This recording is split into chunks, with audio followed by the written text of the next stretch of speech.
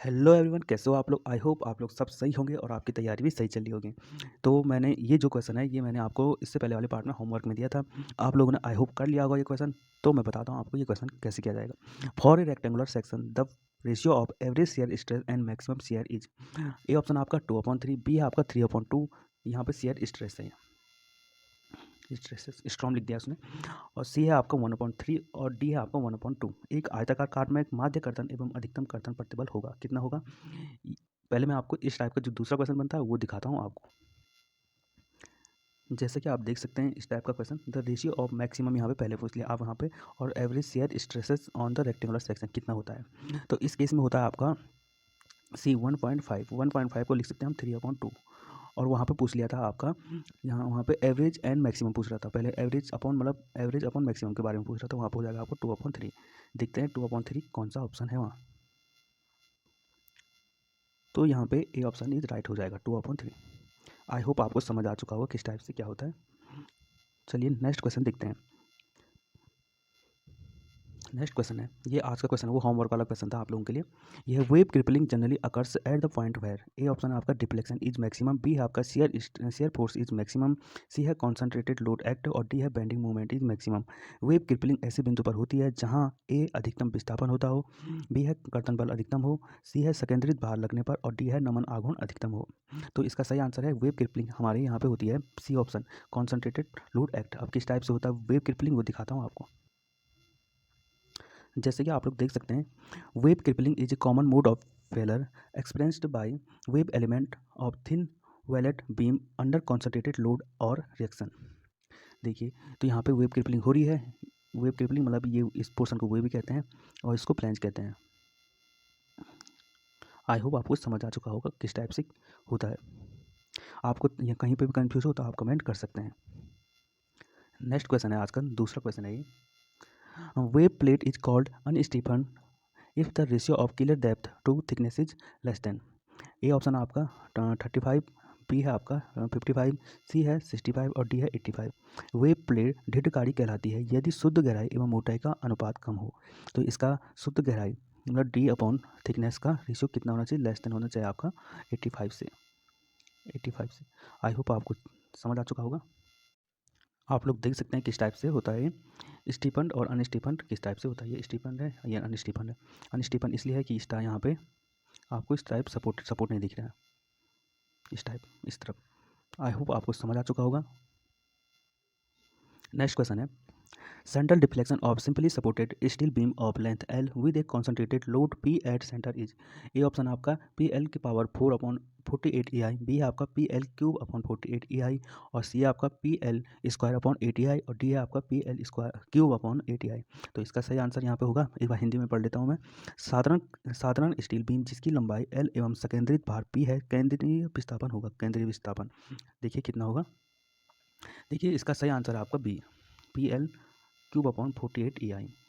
ये आप लोगों को याद होना चाहिए। ये ऐसा नहीं कि आप एक नंबर के क्वेश्चन के लिए पूरा निकालना बैठ जाएँ डिफ्लेक्शन। तो इसकी एक टेबल मैं आपको टेबल दिखा लेता हूँ। तो वो आपको कुल मिनिमम 6 पॉइंट हैं उसमें, 6 फॉर्मूला है, उसको आपको याद रखना है। वो अक्सर जे लेवल के एग्जाम में पूछे जाते हैं उनमें से। जैसे कि आपको दिख रही होगी टेबल क्या है, तो यहाँ पे पूछ रखा है उसने सिंपली सपोर्टेड बीम ये है और डिफ्लेक्शन ये पूछ रखा था, ये वाला पूछ। तो यहाँ पे ये है, तो आप इसमें कैंटिलीवर के केस में भी देख सकते हैं किस टाइप से पॉइंट लोड कहाँ पे लगा है। यूडीएल लोड है, यूवीएल है, यूवीएल लोड लगा है। आप लोग देख सकते हैं किस टाइप से किस किस का केस है। आप हो सके तो एक स्क्रीनशॉट अपने पास डेली इसका रख लीजिएगा। तो इसका सही आंसर आपका बी है। तो इसमें इस टाइप का बीम बनना था सिंपली सपोर्टेड और उसमें पॉइंट लोड कॉन्सेंट्रेटेड लोड लगा था मिड पे। तो इस तो कह रहा था डिफ्लेक्शन कितना होगा। आई होप आपको समझ आ चुका होगा। अब ये वाला क्वेश्चन है, pointing of inaccessible point plotting of inaccessible point on a plane table is done by. A option है आपका रेडिएशन, बी है ट्रेवर्सिंग, सी है इंटरसेक्शन और डी है आपका रिसेक्शन। साधारण पलट एवं अगम्य बिंदुओं का आलेखन किया जाता है। ए है विकिरण विधि द्वारा और बी है आपका माला रेखन द्वारा और सी आपका प्रतिच्छेदन द्वारा या डी है आपका रिसेक्शन द्वारा। तो आपको मैं बता दूं ये सारी जो जो भी रेडिएशन, ट्रेवर्सिंग, इंटरसेक्शन, रिसेक्शन, ये प्लेन टेबल के मेथड करने के। रेडिएशन में क्या होता है, हम पहले मिड पॉइंट पे आप लोगों पे प्लेन टेबल स्थापित कर लेते हैं, फिर एक ही जगह से हम लोग जैसे रेंजिंग रोड है, यहाँ से इस पॉइंट को देखते हैं, यहाँ से इसको भी देखते हैं, यहाँ से इसको भी देखते हैं, एक ही जगह से सबको देखते हैं और ड्राइंग बना देते हैं यहाँ पे। तो ट्रेवर्स में होता ये है, बी में ट्रेवर्सिंग में ये होता है, जैसे एक पॉइंट पहले रेंजिंग रोड यहाँ, पहले प्लेन टेबल यहाँ पे स्थापित किया, फिर इस वाले पॉइंट को देखा यहाँ, फिर यहाँ पे स्थापित किया, फिर इस वाले पॉइंट को देखा यहाँ, तो यहाँ इस वाले पॉइंट को, फिर यहाँ से देखा, फिर यहाँ इसको देखा, तो एक हमें ड्राइंग मिल जाती है इस टाइप से।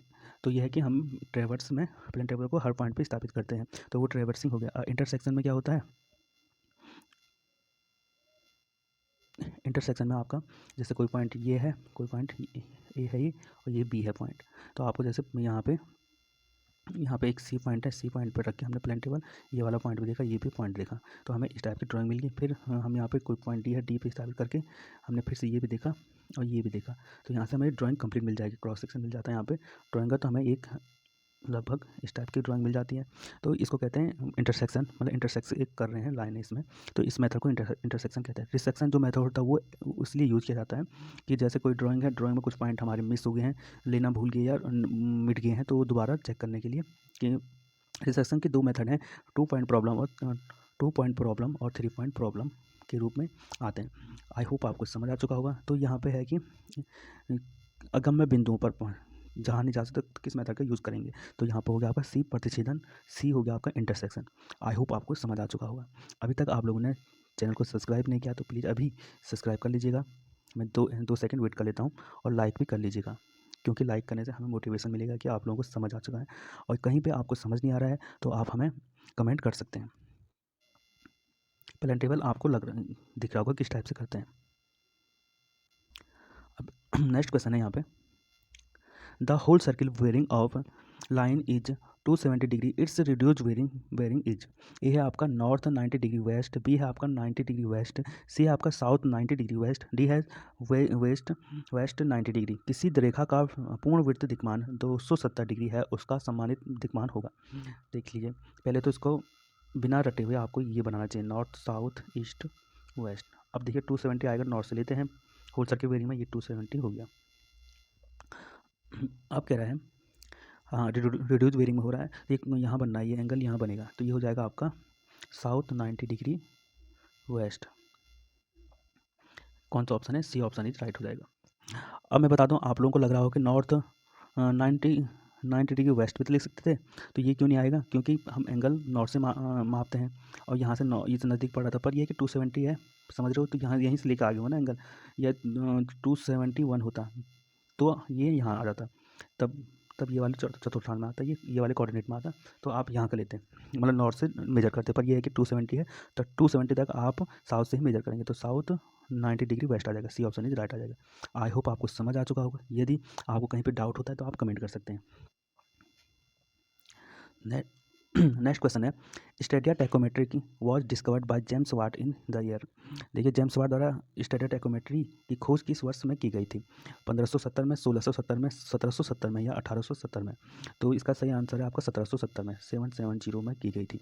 आपको लग रहा होगा हिस्ट्री वाला क्वेश्चन है, जिसने बुक थोड़ा इंट्रोडक्शन से पढ़ी होगी चैप्टर स्टेडिया में सर्विंग की, तो वो आपको बता देगा कि कहाँ पर क्या है, थोड़ी हिस्ट्री भी पढ़नी चाहिए। क्वेश्चन है, ये नेक्स्ट क्वेश्चन है आपका, for a curve of radius 100 metre and normal chord 10 metre the Rankine deflection angle is. Rankine deflection angle पूछ रहा है। ए आपको दिख रहा है, बी भी दिख रहा है, सी और डी है आपका नन ऑफ द अबव। तो ये देखिए 100 मीटर त्रिज्या के वक्र का नॉर्मल क्रॉड 10 मीटर है, रेनकाइन विस्थापन कितना होगा। एक ए ऑप्शन आपका 1 degree 45 minute 95 second, 1 degree 25 minute 95 second, या 1 डिग्री 35 मिनट 95 सेकेंड, ये सेकेंड में होगा, या उपरोक्त में से कोई नहीं। तो मैं पहले इसका सॉल्यूशन आपको बताता हूँ, तब किस टाइप से होगा। ये को पता है क्रॉड लेंथ का फॉर्मूला एल अपॉन होता है, एल इक्वल टू होता है आपका 2r sin 5/2, यहाँ पर थीटा लिखा है मैंने, तो यहाँ पर थीटा की वैल्यू ये आ गया। आई होप आपको समझ आ चुका होगा। तो आप लोग को पता है वहाँ पर 2 डिग्री में आंसर आ रहा था, तो यहाँ पे कोई भी ऑप्शन है नहीं, तो आपका सही आंसर होगा D, none of the above is right answer हो जाएगा। आई होप आपको ये वीडियो पसंद आई होगी। इससे बाद वाले क्वेश्चन में आपको दूसरी वीडियो में लेकर आऊँगा। तो ये है कि आप लोगों को चैनल को सब्सक्राइब कर लेना है, लाइक कर लेना है, और पीसी स्टडी टेलीग्राम ग्रुप पे ज्वाइन हो जाएगा आप लोग, क्योंकि वहाँ पे हम लोग आप लोगों के लिए इसकी पीडीएफ में आपको वहीं मिल जाएगी, और आप लोगों को वहाँ पे डेली क्विज चल रहे हैं वो भी आप देख सकते हैं। आई होप आपको वीडियो पसंद आई होगी। Thank you so much.